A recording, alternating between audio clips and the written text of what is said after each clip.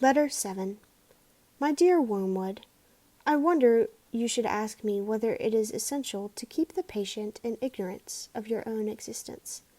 That question, at least for the present phase of the struggle, has been answered for us by the High Command. Our policy, for the moment, is to conceal ourselves. Of course, this has not always been so. We are really faced with a cruel dilemma.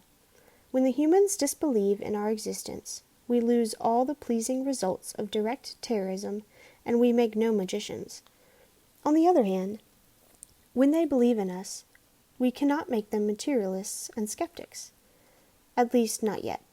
I have great hopes that we shall learn in due time how to emotionalize and mythologize their science to such an extent that what is, in effect, a belief in us, though not under that name, will creep in while the human mind remains closed to belief in the enemy. The life force, the worship of sex, and some aspects of psychoanalysis may here prove useful. If once we can produce our perfect work, the materialist magician, the man not using, but veritably worshipping, what he vaguely calls forces, will deny the existence of spirits. Then the end of the war will be in sight. But in the meantime, we must obey our orders. I do not think you will have much difficulty in keeping the patient in the dark. The fact that devils are predominantly comic figures in the modern imagination will help you.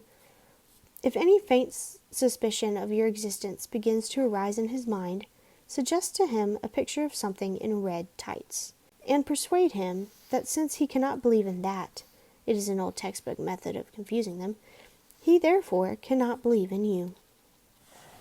I have not forgotten my promise to consider whether we should make the patient an extreme patriot or an extreme pacifist. All extremes, except extreme devotion to the enemy, are to be encouraged. Not always, of course, but at this period. Some ages are lukewarm and complacent, and then it is our business to soothe them yet faster asleep. Other ages, of which the present is one, are unbalanced and prone to faction, and it is our business to inflame them. Any small coterie, bound together by some interest which other men dislike or ignore, tends to develop inside itself a hothouse mutual admiration, and towards the outer world a great deal of pride and hatred, which is entertained without shame because the cause is its sponsor, and it is thought to be impersonal. Even when the little group exists originally for the enemy's own purposes, this remains true. We want the church to be small, not only that fewer men may know the enemy, but also that those who do may acquire the uneasy intensity and the defensive self-righteousness of a secret society or a clique. The church herself is, of course, heavily defended, and we have never yet quite succeeded in giving her all the characteristics of a faction. But subordinate factions within her have often produced admirable results, from the parties of Paul and of Apollos at Corinth, down to the high and low parties in the Church of England.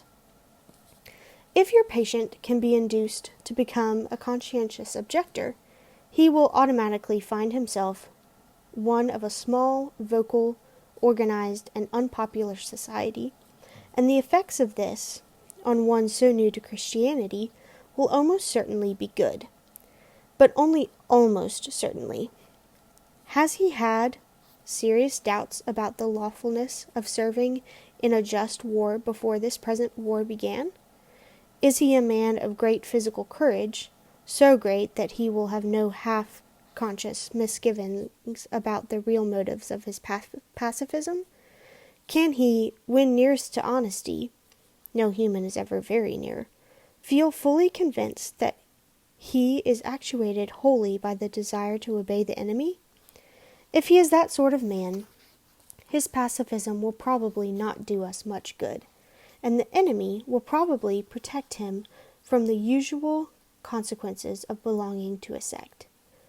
Your best plan, in that case, would be to attempt a sudden, confused, emotional crisis from which he might emerge as an uneasy convert to patriotism.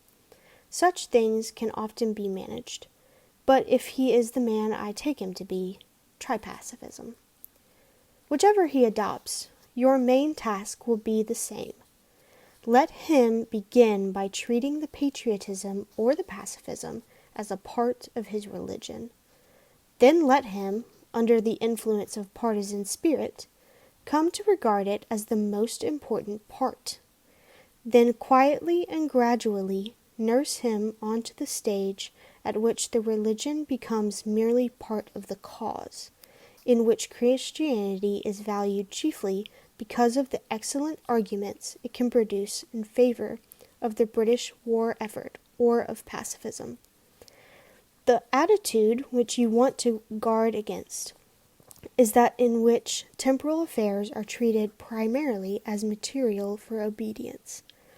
Once you have made the world an end, the faith a means, you have almost won your man, and it makes very little difference what kind of worldly end he is pursuing, provided that meetings, pamphlets, policies, movements, causes, and crusades matter more to him than prayers and sacraments and charity.